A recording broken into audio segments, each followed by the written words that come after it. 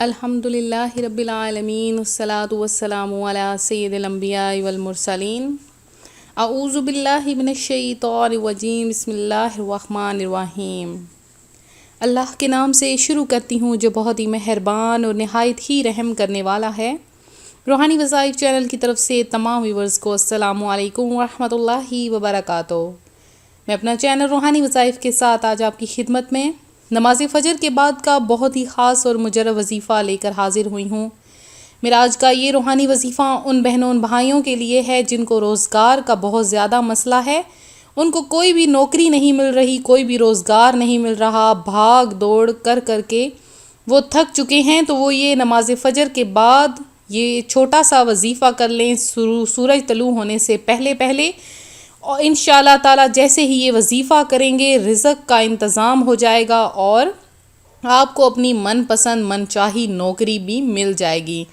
تو اپنا وظیفہ بتاؤں گی اس سے پہلے میں اپنے تمام نئے آنے والے ویورز سے گزارش کروں گی کہ میرا چینل روحانی وظائف ضرور سبسکرائب کر لیں، بیل آئیکن کا بٹن بھی پریس کر لیں تاکہ جو بھی نئی ویڈیو اپلوڈ ہو آپ تک بآسانی اس کا نوٹیفیکیشن پہنچتا رہے۔ تو سب سے پہلے میں آپ کو یہ بتاتی چلوں کہ مسلمانوں کے حقوق کو ادا کرنا بہت زیادہ ضروری ہے،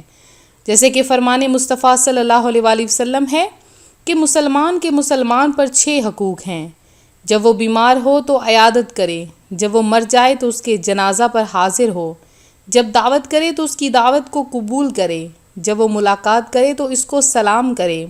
جب وہ چھینکے تو جواب دے، اس کی غیر حاضری اور موجودگی دونوں صورتوں میں اس کی خیر خواہی کرے، اور اس کے علاوہ اپنے یا کسی مسلمان کے لیے بد دعا نہیں کرنی چاہیے، کیونکہ یہ ایک ایسی چیز ہے کہ اگر ہم کسی کے لیے بد دعا کرتے ہیں تو وہی بد دعا پلٹ کر ہمارے اوپر آ جاتی ہے اگر وہ شخص اس بد دعا کے قابل نہ ہو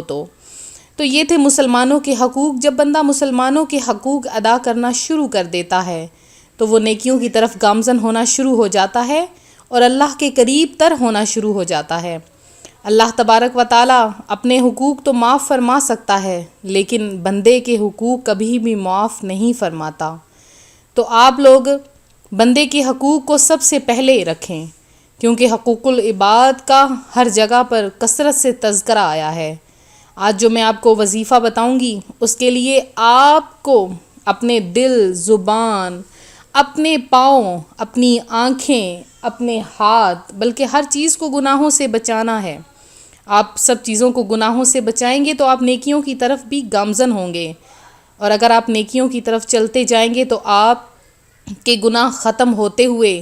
آپ نیکیوں میں اس طرح مصروف ہو جائیں گے کہ ہر چیز آپ کے ساتھ ہو جائے گی، اللہ تبارک و تعالیٰ کی خوشنودی بھی آپ کے ساتھ ہو جائے گی اور آپ کی ہر حاجت ہر مراد پوری ہونا شروع ہو جائے گی۔ تو یہ تھی چند تھوڑی سی باتیں۔ اب میں اپنے وظیفے کی طرف آتی ہوں کہ جو شخص رزق کے لیے بہت زیادہ پریشان ہے، رزق ان کو مہیا نہیں ہو رہا ہے، یا روزگار کی تلاش میں نکلتے ہیں لیکن بھٹک کر واپس آ جاتے ہیں، تو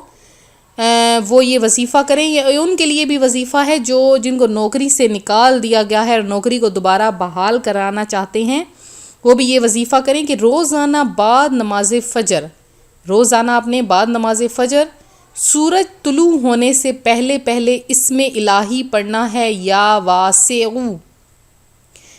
واسعو، یہ آپ نے 70 مرتبہ باوضو ہو کر پڑھنا ہے، اور جب سورج نکل جائے، سورج نکلنے کے بعد آپ نے اشراق کی نماز پڑھ کر روزگار کی تلاش میں نکل جانا ہے۔ انشاءاللہ تعالی چند دن عمل کرنے کی برکت سے جلد ہی اچھے روزگار کا انتظام ہو جائے گا۔ تو آپ کو میں نے جو چند دن بتائے ہیں ان میں آپ چند دن آپ لگاتار، اس کی کوئی قید نہیں آپ کو، یہ آپ چند دن اس عمل کو کریں، اس کی برکت سے جلد ہی اچھے روزگار کا انتظام ہو جائے گا۔ اور میں نے آپ کو پہلے بھی بتایا ہے کہ اگر نوکری سے نکال دیے گئے ہیں تو نوکری دوبارہ سے بحال ہو جائے گی۔ تو یہ تھا ہمارا آج کا وظیفہ۔ جو لوگ کثرت سے درود پاک پڑھتے ہیں ان کے لیے عام اجازت ہے اس وظیفے کی۔